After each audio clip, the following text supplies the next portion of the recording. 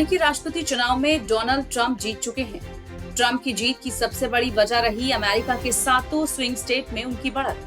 सभी swing state में Trump को पहली पसंद के रूप में चुना गया है, जिसके चलते उन्होंने डेमोक्रेटिक पद की उम्मीदवार कमला हैरिस को काफी पीछे छोड़ दिया। डोनाल्ड ट्रंप ने भारत और यूएस के संबंधों को और मजबूत करने की प्रतिबद्धता जताई है। दिवाली के खास मौके पर ट्रंप ने सोशल मीडिया साइट एक्स पर पोस्ट करते हुए भारतीय प्रधानमंत्री नरेंद्र मोदी को अपना दोस्त बताया था। साथ ही अपनी सरकार आने पर दोनों देशों के बीच की साझेदारी को और बढ़ाने का वादा भी किया है। पूर्व राष्ट्रपति डोनाल्ड ट्रंप ने हाल ही में बांग्लादेश में तख्ता पलट के दौरान हिंदुओं और अन्य अल्पसंख्यकों के खिलाफ हुई हिंसा की भी कड़ी निंदा की है।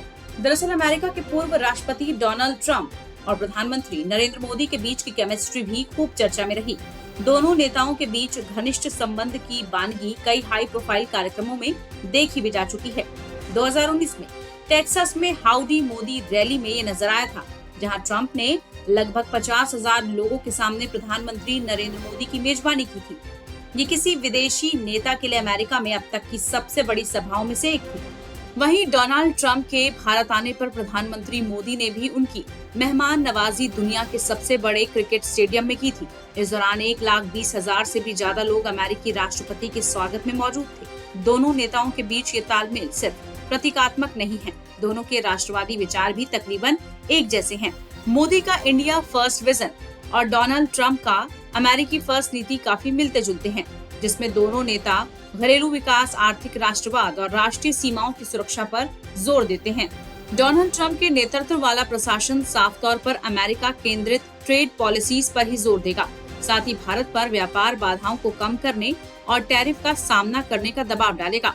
ऐसे में भारत का आईटी, फार्मास्यूटिकल और टेक्सटाइल क्षेत्र का निर्यात बड़े स्तर पर प्रभावित हो सकता है।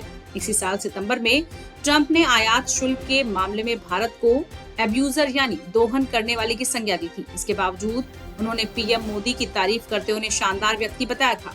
मिशिगन के क्लिफ्ट में एक टाउन हॉल के दौरान व्यापार और शुल्कों पर चर्चा करते हुए ट्रंप ने कहा था कि इस मामले में भारत एक बहुत बड़ा एब्यूजर है।